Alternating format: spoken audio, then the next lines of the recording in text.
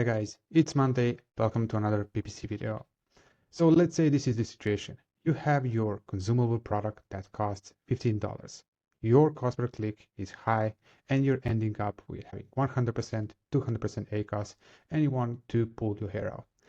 This is very common and there's a solution. It just involves a little bit more thinking and some additional math. Bear with me.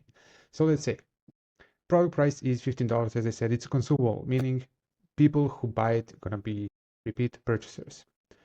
Let's say conversion rate is around 7%, which is ridiculously low. But let's say for the sake of math that's the case. And your cost per click is $1, which is also even lower than reality. So let's do a little bit of calculation.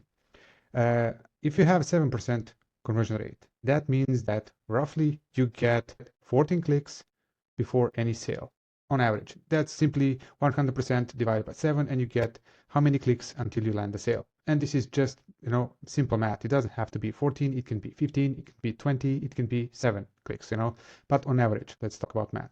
And immediately you have 14 times $1 equals already, as you know, $14. Divide that by 15 and you get already ACoS of 93%. This is the best case scenario. What also can happen is that your clicks are going to be more expensive and you're going to get 200% of ACoS easily. So what's the catch? It's about consumable products. So you are paying $14 to acquire a customer, but you have to calculate what is the lifetime value of that customer.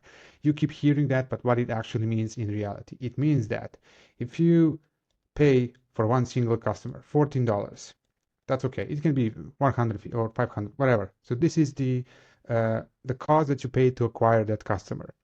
If they keep buying from you, let's say 6 months, 12 months, hopefully, but let's say 6 months, it means that the whole value that unique customer is bringing to your business would be 14 times 6, which gives us $34. So this is the total amount of money that you earn from this one customer if we assume that they're going to come back to you. And that brings us to a completely different ACoS that we have. Let's call it differently. So that means that you're paying $14 and you get value of 84 over the period of 6 months, and that gives you ACoS of 16%. Much better. So the whole point is, don't force the decisions based only on ACoS. ACoS can be still pretty good metric for many accounts, but with this type of product, it's completely different. You need to focus on the long-term lifetime value of your customer. How to calculate that? There are several different ways to calculate that. I've covered a few already on my channel. Go and check that out. But I'm gonna also cover that one in the coming days. But I want you to understand the logic. So it's not like, hey, we have this 100% ACoS campaign and you're shouting at your PPC manager what's going on. So you, even before product launch, you need to think about this, think about your numbers, input the correct cost per click that you can estimate. I also covered that, how to estimate the cost per click and how to estimate the conversion rate through Product Opportunity Explorer.